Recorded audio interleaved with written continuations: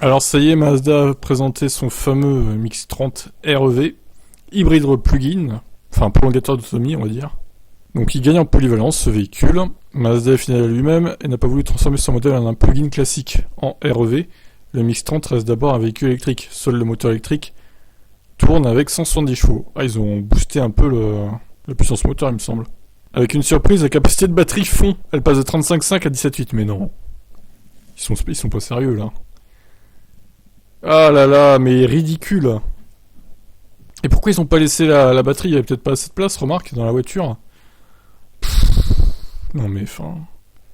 L'idée était plutôt pas mauvaise, ils auraient pu rester au moins à 25 ou 26 quoi.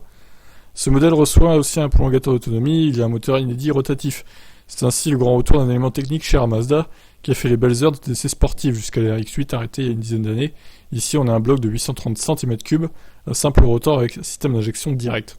Fort de 74 chevaux, il est plus compact qu'un moteur alternatif à puissance égale. Mazda indique que ses dimensions lui ont permis de le positionner de manière coaxiale et d'intégrer au générateur haute puissance et au moteur électrique. La batterie plus petite a permis de loger un réservoir d'essence de 50 litres.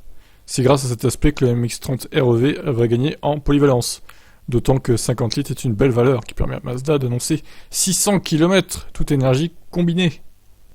Le modèle peut faire en conséquence l'essentiel des trajets du quotidien en électrique et permettre à ses propriétaires de partir à l'esprit plus serein grâce à l'essence dont le plein se fait en quelques minutes. Incroyable. Bon, est-ce qu'on a des infos sur les consos de ce moteur justement là? Parce que bon... Alors, la batterie justement peut être rechargée via une prise, via un courant alternatif 7.4 ou triphasé 11 kW. Ou en continu en 36 kW.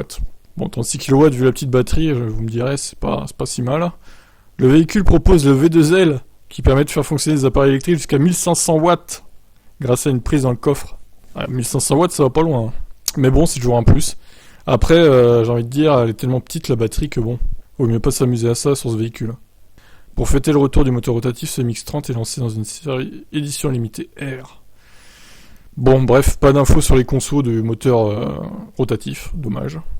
Après, là, ils disent 50 litres.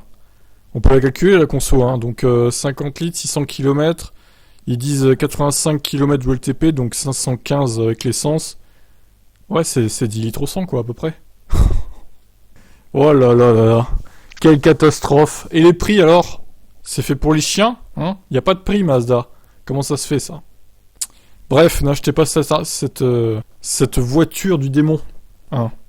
Ils auraient laissé la batterie de base encore, bon, elle aurait pu être potentiellement intéressante pour ceux qui ont peur des voitures électriques, de la recharge, etc. Bon, elle aurait pu être pas mal. Sauf que là, ils ont divisé par deux la batterie, en fait, c'est ridicule. Par contre, le prix, lui, il va pas être divisé par deux. Hein. Ça se trouve, ça va être plus cher que la version électrique encore. C'est même sûr. On attend de voir, mais bon, voilà. Moi, je suis pas très enthousiaste, hein, vous l'aurez compris, avec ce Mazda MX-30 à prolongateur d'autonomie.